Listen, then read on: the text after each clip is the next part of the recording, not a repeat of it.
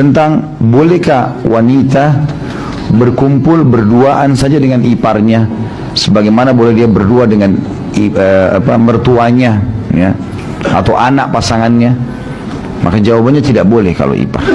Kalau ipar tidak dibolehkan. Tapi kalau mertua, ya, anak pasangan, mungkin kita nikah sama janda atau duda, ya, yang lawan jenis anaknya, maka ini semua dibolehkan, ya. Tapi kalau ipar sama sekali tidak boleh. Ini hukum syar'i tersendiri. Jadi tidak ada hubungannya dengan tadi masalah mewarnai rambut, itu sudah selesai. Dan Nabi SAW menggambarkan ipar dengan kematian, dan ini sekaligus meluruskan banyak kesalahan yang kita fahami di Indonesia, ya. Jadi kadang-kadang kena adik ipar, kakak ipar, dianggap tidak masalah lah. Dia lagi pergi kantor, dibiarin adiknya antar istrinya atau kakaknya antarin, ya. Ini kata Nabi SAW kematian, ya. Waktu Nabi bilang jangan masuk menemui wanita-wanita yang bukan mahram, kata para sahabat, ya Rasulullah, ipar bagaimana? Adik saya, kakak saya. Kata Nabi SAW justru itu kematian. Kenapa dikatakan kematian? Karena kalau pasangan kita selingkuh dengan saudara kita, itu berat sekali, berat sekali dibandingkan dengan selingkuh dengan orang lain, ya. Apalagi kalau sampai hamil. Karena anak, misal seseorang punya istri, lalu istrinya selingkuh dengan saudara si suami tadi, laki-laki, kakaknya misalnya atau adiknya, kemudian hamil, maka anak yang dikandung juga dari sperma kakaknya si suami. Ini parah sekali, menyakitkan dibandingkan dengan orang lain. Orang lain mungkin dia cerai selesai, gitu. Kalau ini enggak, walaupun bercerai, ada bekas kakaknya selalu dilihat sama dia. Ini pernah terjadi pada salah satu orang yang saya kenal dulu. Subhanallah, begitu istrinya selingkuh dengan kakaknya dia, badannya yang tadinya kekar, segar, menjadi kurus. Dia pikirkan masalah itu. Teman saya dulu di kampus, gitu. Waktu kami masih SMA, saya sudah tingkat 1 kuliah, dia masih kelas 3 SMA, tapi dia sudah berumah tangga dari Pakistan. Masya Allah, badannya kekar, segar, orangnya selalu cum laude di sekolah, juara terus, gitu. Terus tiba-tiba saya bisa tempat tinggal, karena kami biasa dulu tiap tahun dipindahin kamarnya supaya digilir lah, kita pindah-pindah ke semua asrama di kampus itu. Saya mungkin tidak ketemu dia 1 tahun. Setelah saya ketemu, orangnya kurus sekali, berubah. Saya sampai panggil dia, kenapa akhi?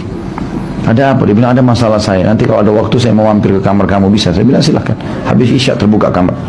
Datang tadi di kamar asrama saya, lalu dia ceritakan. Ternyata kasusnya tadi, ya, kasusnya dia tinggalkan istrinya di negerinya, kemudian dia kuliah di Madinah. Ya, orang bisa pulang kalau punya duit, dia bisa pulang 2 bulan sekali, 2 bulan, 3 bulan. Maksud saya pada saat liburan dia bisa pulang.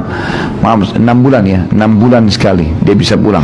Jadi setahun 2 kali pulang. Kalau tidak, dia tunggu tiket dari kampus gratis, dia harus lulus ujian, di akhir tahun dia pulang. Kemudian orang ini 1 tahun tidak ketemu istrinya. Kemudian dia pulang liburan 2-3 bulan, lalu dia kembali lagi kuliah, seperti itu, sekolah. Rupanya waktu dia pulang, istrinya rupanya nggak enak sama dia, cerita kalau selama dia kuliah di Madinah, ya, istrinya diganggu oleh kakaknya sendiri yang serumah. Akhirnya terjadilah perselingkuhan. Dia bilang, bayangkan Khalid bagaimana sakit hati saya. Ini istri saya, ini kakak saya. Apa yang saya harus lakukan? Subhanallah, jadi saya memang berpikir hadis ini luar biasa, menggambarkan ipar itu kematian.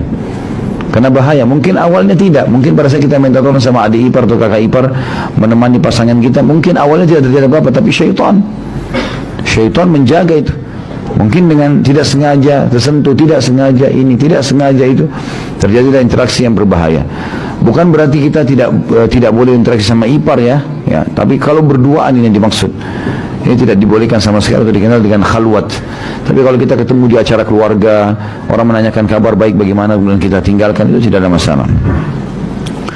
Penulis berkata, maksudnya bahwa kematian itu lebih baik bagi suami dan istri daripada ridha dengan masuknya saudara laki-laki suami saat suami tidak ada di rumah.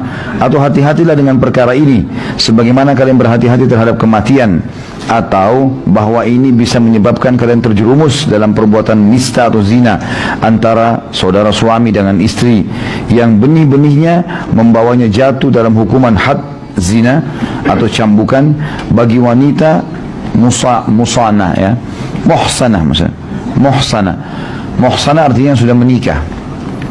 Kalau laki-laki muhsan, ya, tentu beda hukumnya, ya. Kalau ada laki-laki dalam Islam dan perempuan yang berzina belum nikah, maka hukumnya dicambuk 100 derah dan diasingkan 1 tahun. Kalau dia sudah menikah, maka hukumannya dirajam. Sekali lagi, jadi kalau misalnya ada seorang muslim dan muslimah, satu waktu, ini contoh saja, mudah-mudahan tidak terjadi, ada seorang muslim dan muslimah umurnya berzina di umur 15 tahun, atau dia berzina di umur 60 tahun, salah satunya masih muda sekali atau sudah tua, tapi belum pernah menikah, ya, gadis tua atau bujang tua ini, terus dia berzina, hukumnya dicambuk tetap. Kalau ada orang pernah menikah, walaupun 14 tahun dia pernah menikah, maka hukumannya adalah dirajam, muhsan, ya, dirajam, ya. Mungkin bisa maju kali, teman-teman bisa maju, kasih tempat.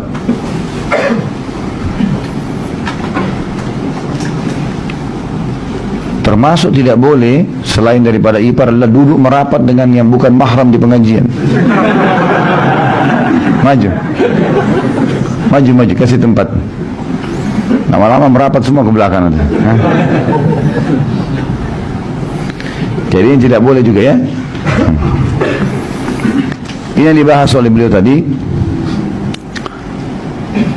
Beliau mengatakan atau bahwa kematian itu lebih baik bagi ipar daripada menemui istri saudara. Sedemikian bingung dan ragu, padahal sebagian ibu mengatakan saudara laki-laki, suami atau ipar, sekiranya istri saudaranya telanjang, niscaya ia akan menutupinya dengan pakaiannya. Jadi mengapa sedemikian bimbang dan ragu?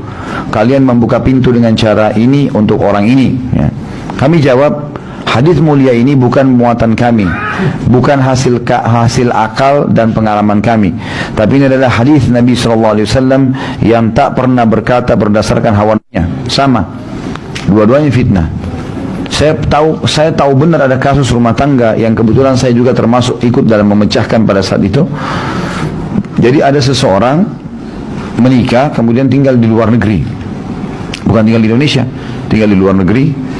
Kemudian adiknya si perempuan ini, si istri, rupanya di Indonesia pergaulannya bebas sekali. Maka oleh kerabatnya dikirim, suruh titipin di rumahnya, iparnya tadi, suruh itu di rumah. Jadi ini kakak, ini adik. Adik sudah nikah, si kakak belum, gitu. Maka ini dikirim ke sini, gitu. Berjalan satu rumah sama iparnya, gak ada apa-apa, sama sekali gak. Jalan 1 tahun, tidak masalah. Rupanya berjalan waktu, gitu kan. Entah bagaimana godaan syaitan, karena sering interaksi, sering lihat segala macam, muncul rasa suka. Terjadilah perselingkuhan antara si suami dengan kakak iparnya ini, yang masih gadis.